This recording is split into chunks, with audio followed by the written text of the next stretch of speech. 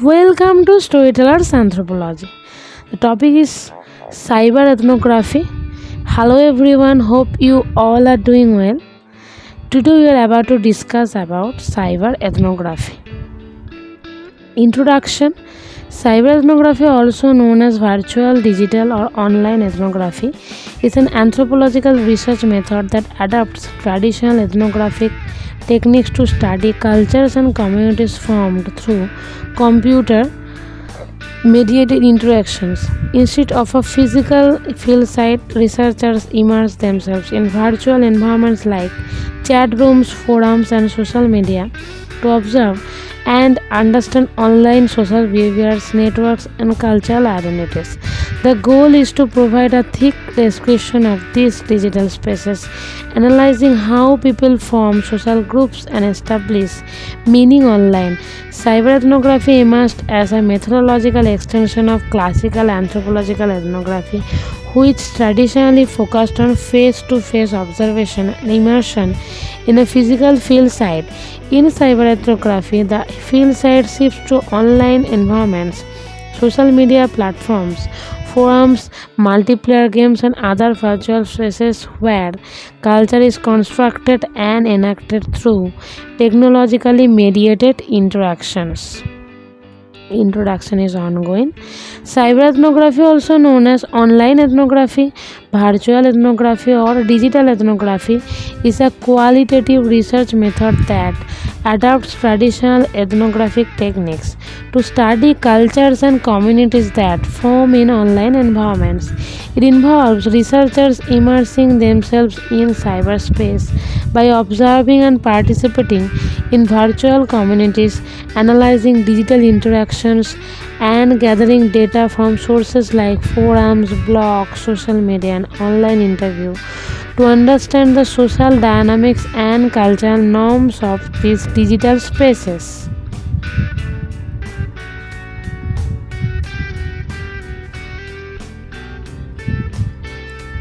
Relevance to anthropology.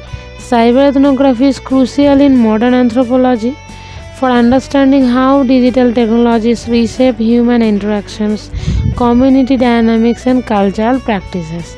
Especially in an era where social life is increasingly online, it enables deeper insight into online phenomena, supports comparative studies with offline cultures, and broadens the scope of anthropological research methodologies.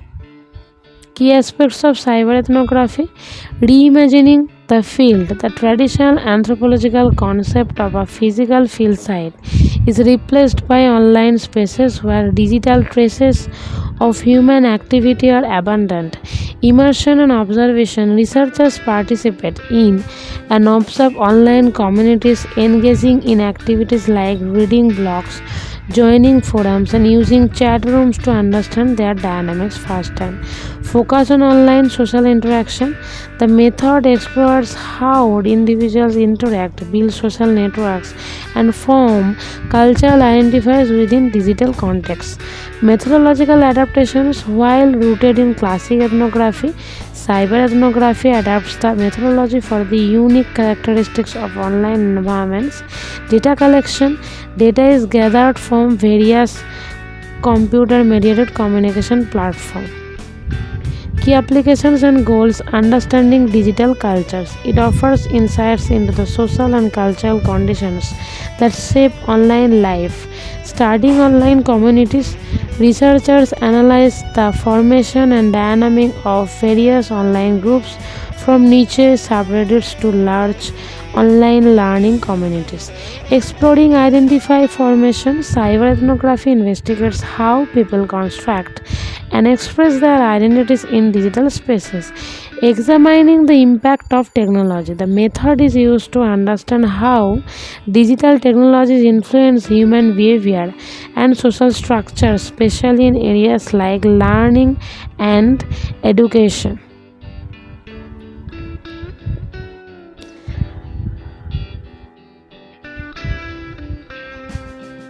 Relationship to other methods. Distinct from online interviews and content analysis, cyber ethnography differs from methods like quantitative web uses, mining or content analysis by emphasizing participation and deep immersion to provide a rich, thick description of cultural meaning. Complementary research. Researchers may use cyberethnography alongside other methods to triangulate findings and gain a more comprehensive understanding of online phenomena.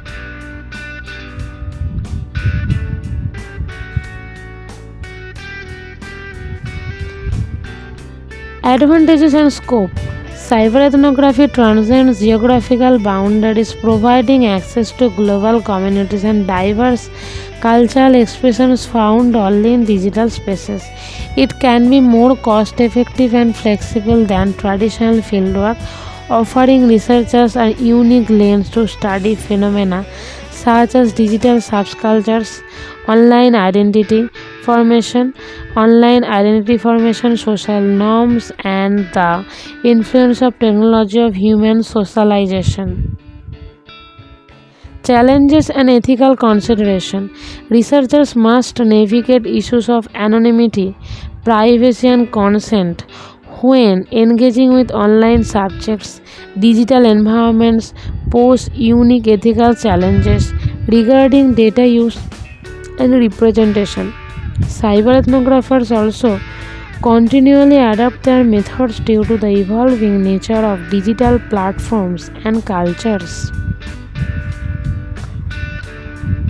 In details, cyberethnography is the use of the internet as a field research tool by anthropologists, sociologists, and corporate researchers, especially those that conduct their research to analyze how data can be used in field studies or to analyze social phenomena or issues.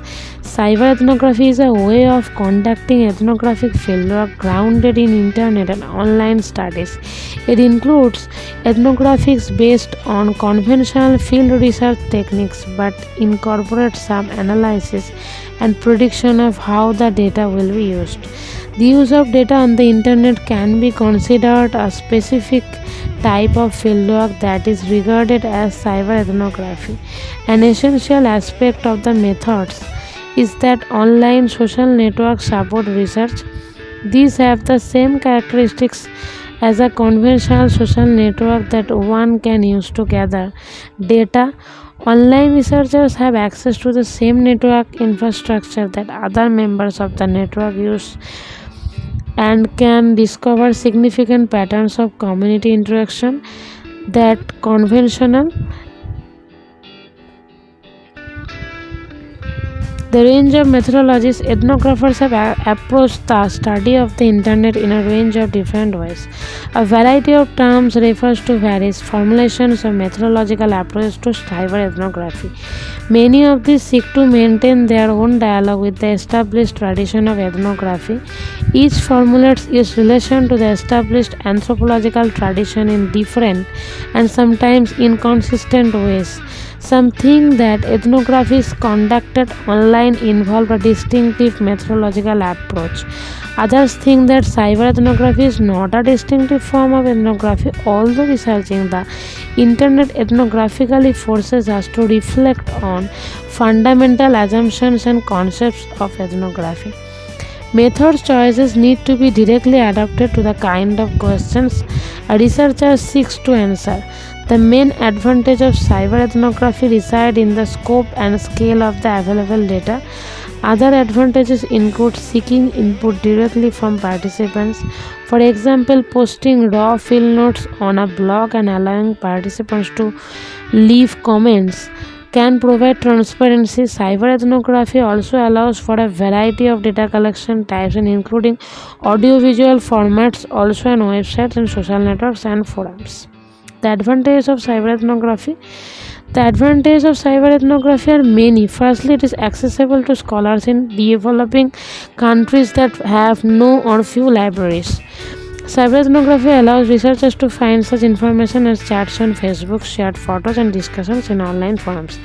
Research is less expensive than traditional fieldwork. To research on large-scale phenomena or sociological questions that are not well understood can be undertaken and perhaps avoided. As a relatively new field, cyberethnography has no set criteria for utilizing it.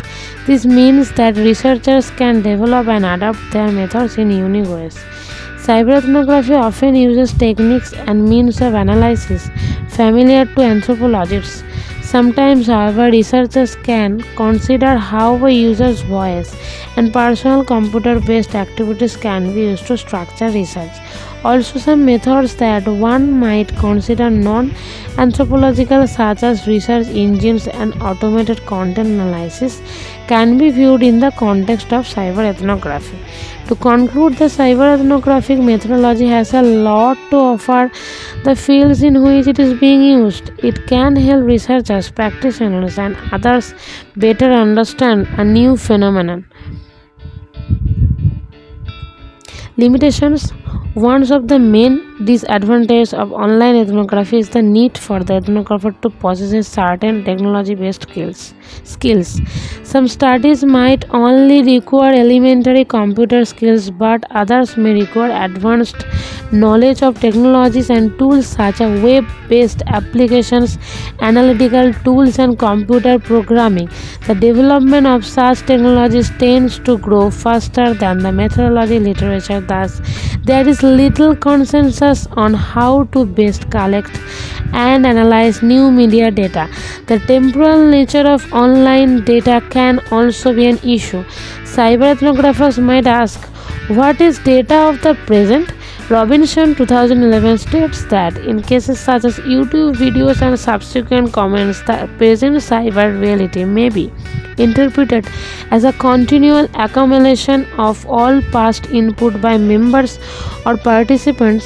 Cyberethnographers also need to think of his or her identity and how it might become part of a feedback loop with those he or she is studying, and whether or not it eschews the data collected and the integrity of the study.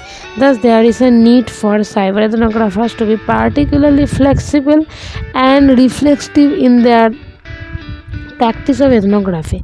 Another limitation of cyberethnography is that it complicates matter of privacy. Although researchers have had to take people who were not originally part of our ethnographic study into consideration, cyberethnography allows researchers to actually see identifiable records to these connections and interactions. Ethics. To the extent that cyberethnography is similar to ethnography in a localized space, it will raise similar ethical considerations. However, the nature of the online space does raise new ethical issues, including those related to informed consent of human subjects, protections of privacy or anonymity of research subjects, and whether cyberethnography might be a form of electronic eavesdropping. In spite of these differences, the American Anthropological Association has yet to include any specific recommendations regarding cyberethnography in its codes of ethics. Thus, there are significant ethical issues around the use of digital tools, data collection from cyberspace, and whether cyber ethnographers respect privacy in cyberspace. That a website is not password protected against researchers does not necessarily imply that it is open space where the right to anonymity and privacy dissolved. Thus, Robinson insists, if our identities in cyberspace as extensions of our offline identities, they must be afforded the same ethical considerations as they would be given in the offline world. Institutional review boards may not be equipped for ethical dilemmas presented by cyberethnography. Researchers need to make their intentions clear and define properly what data will be collected. When researchers lack by covertly observing and gathering data, they do not gain participants' knowledge and consents. This conflicts with the traditional ethnographic practice of informed consents, in which participants have the right to learn about the study at hand and make an informed decisions on whether or not to participate. Cyberethnographers face to challenge different kind of. Another issue is that technological innovations and possibility for new research outpace the creation of clear and adopted ethical guidelines. Nonetheless, some guidelines do exist and are regularly adopted by the Association of Internet Researchers. Another ethical constraint and a possible disadvantage to cyber ethnography is the intricate anonymization of the data. Protecting participant anonymity, consent might be obtained from participants to collect, use and publish textual data. The simple use of pseudonyms is in most cases not enough to guarantee the anonymity of the data. Indeed, searching for direct codes in a Google search is often sufficient to identify participants. Anyone can potentially have access to search results revealing the author and the identity. To mitigate these issues, many scholars choose to paraphrase textual data to avoid source identification.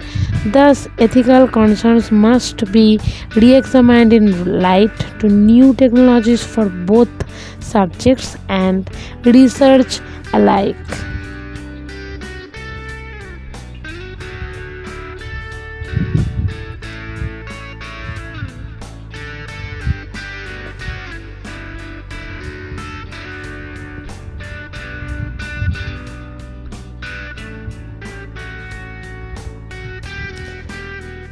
The next slide is about notable anthropologist. A notable anthropologist in cyber anthropology is Gabriella Coleman. She is a Harvard professor whose work explores the cultures, politics, and ethics of hacking, focusing on online hacker communities and digital activism. Coleman has authored influential books such as Coding Freedom and Hacker, Waxer, Whistleblower, Spy, which offer deep ethnographic insights into hacker culture and their political impact. Her research helps understand how digital communities shape, identify, and political expressions in cyberspace, making her a key figure in cyber anthropology and digital anthropology.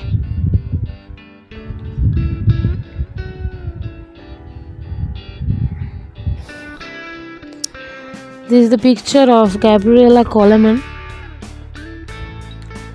Conclusion: cyber ethnography, also known as virtual ethnography, digital ethnography, and most commonly online ethnography, is an online research method that adopts ethnographic methods to the study of the communities and cultures created through computer mediated and social interaction. As modifications of the term ethnography, cyber ethnography, online ethnography, and virtual ethnography, as well as many other methodological neologisms, designate particular variations regarding the conduct of online fieldwork that adapts ethnographic methodology. There is no canonical approach to cyber ethnography that prescribes how ethnography is adapted to the online setting. Instead, individual researchers are left to specify their own adaptations. Nethnography is another form of online ethnography or cyber ethnography with more specific sets of guidelines and rules and a common multidisciplinary base of literature and scholars. This article is not about a particular neologism but the general application of ethnographic methods to online fieldwork as practiced by anthropologists, sociologists, and other scholars. To be continued, the next topic is about Eskimo people. Thank you. See you in the next video. Till then, goodbye. Please subscribe, share and comment. And thank you from the Storytellers Anthropology.